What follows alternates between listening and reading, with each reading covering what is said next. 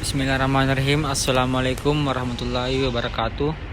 Perkenalkan, nama saya Andi Abdul Hamid, NIM 2003015011012, kelas PJKRC, Fakultas Ilmu Keolahragaan UNM 2020. Di sini saya akan memaparkan materi tentang proses informasi.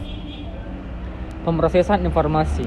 Penguasaan informasi yang diterima seseorang merupakan salah satu kunci keberhasilan proses penguasaan keterampilan informasi yang datang dari lingkungan sekitar yang diterima seseorang. Seterusnya disimpan dalam berbagai sistem penyimpanan yang disebut memori. Dalam kegiatan olahraga, proses penguasaan keterampilan olahraga tidak terlepas dari penguasaan informasi yang diterima seseorang. Bagaimana kegiatan terjadi semenjak informasi diterima, diolah dan ditransformasikan dalam bentuk respon gerak, dapat dipahami dari salah satu pandangan yang menyatakan bahwa manusia adalah pemrosesan informasi. Yang pertama, model pemrosesan informasi. Pemrosesan informasi merupakan proses psikologis yang merupakan sesuatu yang abstrak dan tersembunyi dalam dunia dalam. Karena sifatnya yang abstrak tersebut, maka para psikolog mendekati permasalahan tersebut dengan pendekatan model. Dan yang kedua, pengembangan model pemrosesan informasi. Pemrosesan informasi merupakan suatu yang abstrak yang terjadi di bagian dalam sebagai proses psikologis untuk kebutuhan analisis. Berdasarkan arus masuknya pemrosesan informasi tersebut dapat dibagi menjadi 3 tahap, yaitu tahap pertama, identifikasi rangsang; tahap kedua, tahap seleksi respons; dan ketiga, tahap programan respon. Dan ketiga, tahap identifikasi rangsang.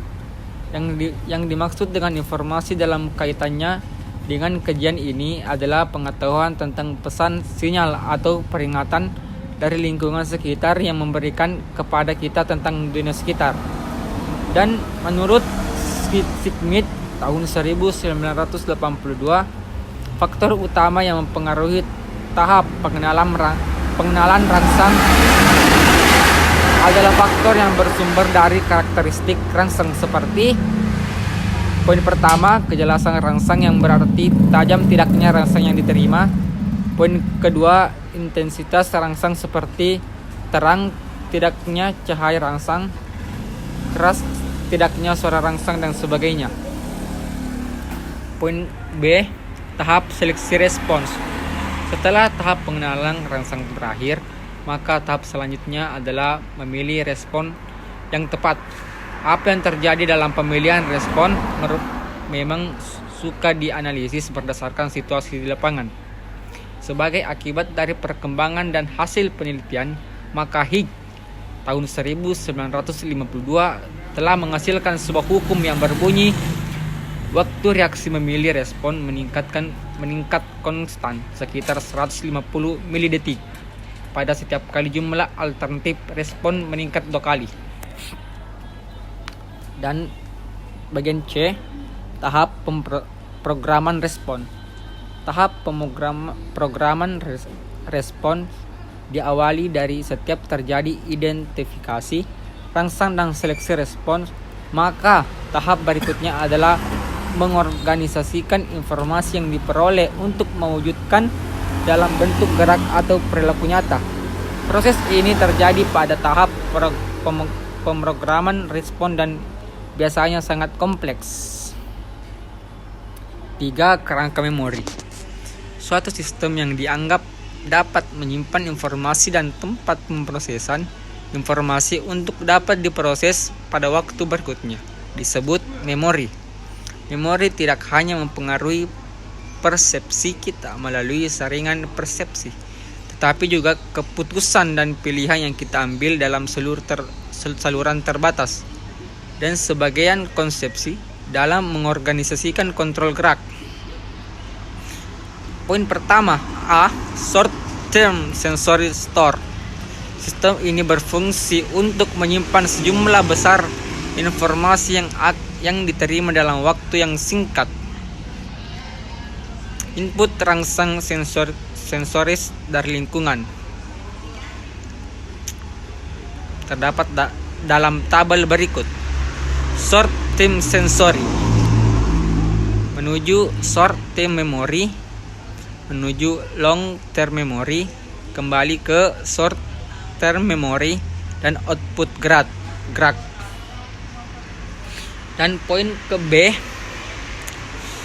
short term memory, informasi yang masuk pada sistem penyimpanan jangka pendek tidak semua diproses pada tahap berikutnya karena adanya penyaringan terhadap informasi yang relevan yang tidak relevan, dan hanya informasi yang relevanlah yang diproses pada tahap berikutnya. Bagian C, long term memory, yang menunjukkan perbedaan antara kompartemen memori jangka pendek dan jangka panjang adalah jumlah waktu dari informasi yang dapat disimpan. Selain itu, juga berbeda dalam jumlah kemampuan menyimpan informasi. Berdasarkan teori kotak memori yang telah dikemukakan di atas, jika suatu hal dilatih terlebih dahulu, sudah barang tentu membutuhkan informasi untuk memproses aktivitas yang bersangkutan. Rangkuman dari materi tersebut yaitu pemrosesan informasi merupakan proses psikologis yang merupakan suatu yang abstrak dan tersembunyi dalam dunia dalam. Karena sifatnya yang abstrak tersebut, maka para psikolog mendekati permasalahan tersebut dengan pendekatan model. Schmidt tahun 1988 cenderung membagi tahap pemrosesan informasi menjadi dua, yaitu serial dan paralel atau simultan. Untuk kebutuhan analisis berdasarkan arus masuknya pemrosesan informasi tersebut dapat dibagi menjadi 3 tahap, yaitu tahap pertama, tahap identifikasi rangsang, dan kedua, tahap seleksi respon, dan terakhir, tahap pemrograman respon. Itulah pemaparan materi tentang saya. Lebih dan kurangnya mohon dimaafkan. Wabillahi taufiq wal hidayah. Wassalamualaikum warahmatullahi wabarakatuh.